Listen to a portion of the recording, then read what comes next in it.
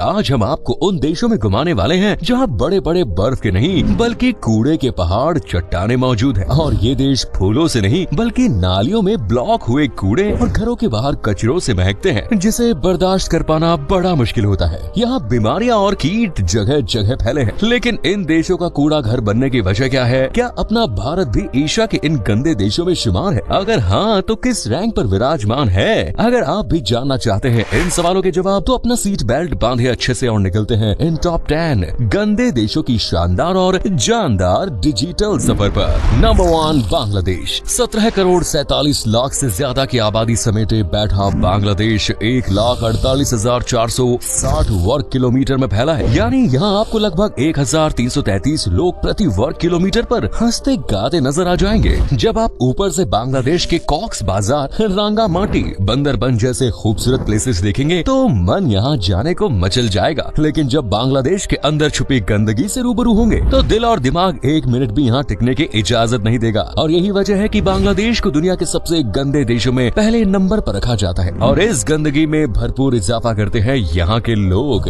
जो अपनी तादाद से ज्यादा गंदगी फैलाने में यकीन रखते हैं। इस देश से गंगा, ब्रह्मपुत्र और मेघना जैसी 3 बड़ी बड़ी नदियाँ गुजरती है और कृषि में काफी धक्का लगाती है। लेकिन बरसात के दिनों में यही नदियाँ देश में सैलाब लाने का काम करती है, छोटे मोटे घरों को खिलौनों की तरह बहा ले जाती है और बांग्लादेश की गरीबी और गंदगी में और ज्यादा बढ़ोतरी हो जाती है। जमीन पानी तो प्रदूषित होता ही है, साथ ही किलो के हिसाब से हवा में भी पोल्यूशन जमा हो जाता है। इसके अलावा अगर आप बस्तियों में घुस गए तो शायद नाक से हाथ ही ना हटे, क्योंकि इन बस्तियों में जगह जगह आपको कूड़े के ढेर, गंदगी में पल रहे चूहे, नालियों के ऊपर भिनभिनाते मच्छर डांस करते नजर आ जाएंगे और इसी गंदगी में लोग अपना जीवन यापन कर रहे हैं। Next is Bharat. दुनिया में सबसे ज्यादा आबादी का गौरव प्राप्त करता भारत न सिर्फ जमीन पर बल्कि अंतरिक्ष में भी अपने कदम जमा चुका है और अब भी कई चौंका देने वाले प्रोजेक्ट्स कतार में लगे हैं। लेकिन फिर भी देश का नाम गंदे देशों में जरूर आता है, जिसकी वजह है तेजी से बढ़ती आबादी, जो देश को तरक्की के साथ साथ गंदगी का तोहफा भी दे रही है। शहरों का हाल तो फिर भी कुछ हद तक दुरुस्त है, लेकिन पिछड़े इलाकों में हाल बद से बदतर है। सड़कों पर आपको रंग बिरंगी बिखरी पॉलिथीन, तंबाकू के थूक से रंगी दीवारें और नालियों के पास लगे कूड़े के ढेर देखने को मिलेंगे। और इसकी वजह एक नहीं अनेकों है, जैसे फैक्ट्री से, वाहनों से निकलने वाला हानिकारक धुआं, जो न सिर्फ देश की तरोताजा हवा को दूषित कर रहा है बल्कि लोगों के लिए भी जान का खतरा बन चुका है। इस तरह की बीमारियां जन्म ले रही हैं और लोगों को यमराज से मिलाने की फुल कोशिश में लगी है। हालांकि सरकार भी देश से गंदगी को मिटाने में लगी है, घर घर कूड़ा गाड़ी भेजी जा रही है, लेकिन ये सफाई अभियान अभी पिछड़े इलाकों की गंदगी साफ करने में असमर्थ है। Next is Pakistan. गंदगी का असर वैसे भारत के पड़ोसी देश पाकिस्तान में भी देखने को मिलता है। 25 करोड़ 25 लाख से ज्यादा की आबादी का मालिक पाकिस्तान 8,81,913 स्क्वायर किलोमीटर में है। राजधानी इस्लामाबाद और इक्का दुक्का शहर को छोड़े तो यहाँ आपको बिखरी बेरोजगारी और महंगाई की तरह गंदगी भी कदम कदम पर दिखेगी। और इसी गंदगी में जीवन यापन करते हैं लोग। गंदे कपड़ों में खेलते कूदते बच्चे नजर आ जाएंगे। आबादी के लिहाज से पाकिस्तान आज एक अच्छी रैंक पर है, लेकिन अफसोस की बात है कि यह आबादी पाकिस्तान को बुलंदियों पर नहीं बल्कि तेजी से नीचे ला रही है। न तो यहाँ के लोग उच्च शिक्षित हैं और ना ही साफ सुथरे, बल्कि ये तो गंदगी में जैसे रंग से गए हैं। और ये सब यहाँ की सरकार की ही देन है, जिसके कारण आज देश का पॉवर्टी रेट 40% भी लांघ चुका है। अब जब गरीबी है तो भला गंदगी कैसे जन्म नहीं लेगी। और यही वजह है कि आज पाकिस्तान को बेरोजगार, कम पढ़ा लिखा, ज्यादा आबादी और ज्यादा गंदगी वाला देश कहा जाता है, जहाँ नालियों में बहता पानी कीचड़ और कूड़े से लिपटा है। Next is Laos. दोस्तों, एशिया की सबसे डर्टीएस्ट कंट्रीज में शुमार होने का ताज तो वैसे लाओस भी पहना है। लाओस 78 लाख से ज्यादा आबादी की हंसी ठिठोली और कुछ गम और गंदगी के साए में डूबा है। देश में निहारने लायक कई जगह हैं जो बाहर से खूबसूरत नजर आती हैं, लेकिन जब आप देश की गहराई में उतरेंगे तो हकीकत खुलकर सामने आ जाएगी। लाओस की सड़कों पर चलना मतलब गंदगी के गोदाम में कदम रखने जैसा है। यहाँ की सड़कें धूल भरी होती है। थूक, पैकेट्स, सड़ा गला खाना, ये सब गंदगी में 4 चांद लगाते हैं। वहीं बची कुची कसर पूरी करती है यहाँ की दूषित हवा। यहाँ लोग कूड़े और फैक्ट्री से निकलने वाली हानिकारक चीजों को जलाते हैं, जिससे वायु प्रदूषण तेजी से बढ़ता है और वाहनों से निकलने वाला धुआं भी हवा को और अशुद्ध कर देता है। लाओस न तो सांस लेने के लिए शुद्ध ऑक्सीजन प्रदान करता है और न ही पीने के लिए साफ पानी, क्योंकि खेती से निकलने वाले रसायनों ने नदी के पानी को दूषित कर दिया है और पानी पीने लायक नहीं रहा। अब जब लोगों को साफ खाना, साफ हवा और साफ पानी ही नहीं मिलेगा तो भला यहाँ बीमारियाँ कैसे पैर न पसारेंगी। Next is China.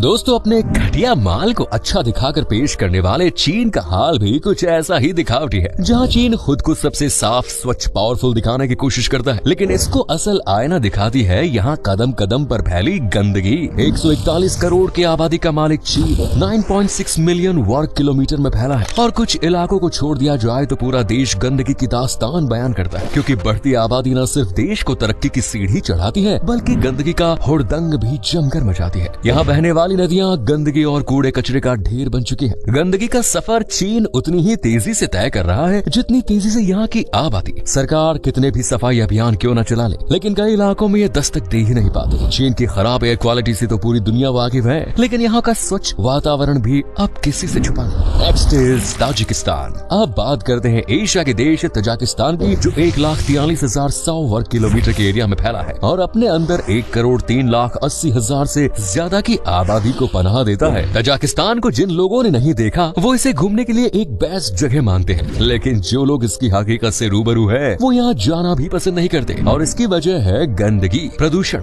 धूल वगैरह। तजाकिस्तान में बहने वाली हवा न तो लोगों को स्वच्छ ऑक्सीजन देती है और न ही नदियों में बहने वाला स्वच्छ पानी। राजधानी शहर दुशांबे में तो वायु प्रदूषण ने ऐसे पैर जमाए हैं कि चाहकर भी इसे खत्म करना नामुमकिन सा है। यहाँ सीमेंट और कोयले बिजली का काम बड़े लेवल पर होता है, जिसके कारण यहाँ की हवा में तमाम हानिकारक गैसों का बसेरा है। अजी देश तो छोड़िए, यहाँ के तो स्कूल्स में भी बच्चों को स्वच्छ पानी नहीं मिलता। लगभग 83% स्कूलों में आज भी गड्ढे वाले टॉयलेट बने हैं। हेल्दी गरीबी, बीमारियों की चपेट में हर साल 80% बच्चों की जान चली जाती है। Next is Nepal. नेपाल में करीब 2,96,40,000 से ज्यादा की आबादी निवास करती है, जबकि इस देश का क्षेत्रफल है 1,47,516 वर्ग किलोमीटर। ऊंचे ऊंचे पहाड़ों से घिरा नेपाल आज खूबसूरती का बेजोड़ नमूना है, लेकिन ये खूबसूरती भी अब ढलती जा रही है, जिसके अनेकों कारण देखने को मिलते हैं, जैसे वाहनों से निकलने वाला धुआं। काठमांडू में आज अनेकों पुराने मोटर और डीजल ईंधन से चलने वाले वाहन हैं, जो तेजी से वायु को प्रदूषित करते हैं। यहाँ लोग खुले में कूड़ा करकट जलाते हैं और इससे उठने वाले धुएं से भी प्रदूषण को बढ़ावा मिल रहा है। वहीं संगमरमर और ईंटों के कारखानों से निकलने वाले रसायन भी गंदगी के जिम्मेदार है।